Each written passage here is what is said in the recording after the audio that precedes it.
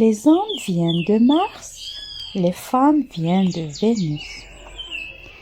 Essayez de vous imaginer que les hommes viennent de Mars et les femmes de Vénus. Qu'un beau jour, il y a très très longtemps, les Martiens, regardant dans leur télescope, découvrirent les Vénusiens. Que cette découverte éveilla en eux des sentiments absolument sans précédent, et que leurs élans amoureux devinrent si forts qu'ils inventèrent les voyages interplanétaires et s'envolèrent vers Vénus. Les Vénusiennes accueillirent les Martiens à bras ouverts. Elles espéraient leur venue depuis si longtemps.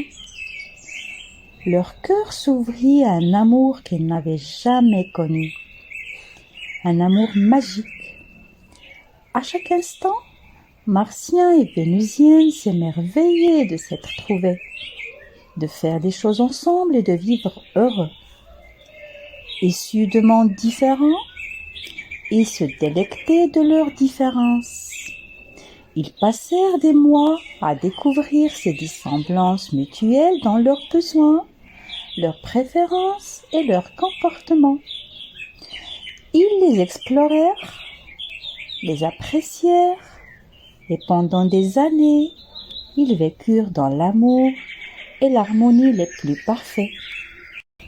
Un jour, Martiens et Vénusiennes émigrèrent sur la Terre.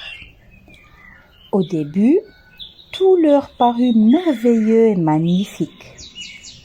Mais l'atmosphère terrestre, exerçant sur eux son influence maléfique, ils se réveillèrent un beau matin, victimes d'une forme très particulière de perte de mémoire, l'amnésie sélective.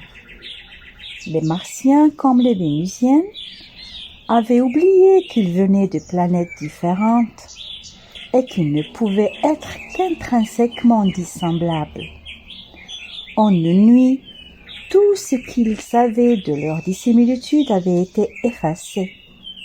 Depuis lors, les hommes et les femmes sont perpétuellement en conflit.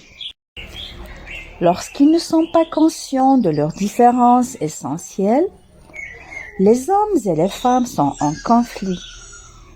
On est généralement irrité ou déçu par le sexe opposé parce qu'on ignore ou qu'on a oublié cette vérité fondamentale.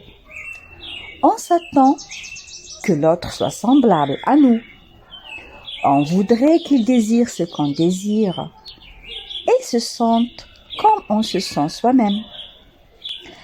Nous supposons à tort que si notre partenaire nous aime, il aura les réactions et les comportements qui sont les nôtres lorsque nous aimons quelqu'un. Cette attitude engendre inévitablement des déceptions répétées et nous empêche de prendre le temps nécessaire pour discuter avec amour de nos différences intrinsèques. Les hommes s'attendent que les femmes pensent, communiquent et réagissent comme des hommes. De même, les femmes tiennent pour acquis que les hommes penseront, communiqueront et réagiront comme elles. C'est oublier la palissade.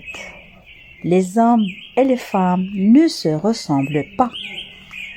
Voilà pourquoi nos relations de couple se muent souvent en une succession de frictions et de conflits inutiles. Connaître et respecter nos dissemblances permet d'aplanir de manière spectaculaire nos rapports avec le sexe opposé. Alors rappelons-nous toujours notre affirmation de départ. Les hommes viennent de Mars, les femmes viennent de Vénus.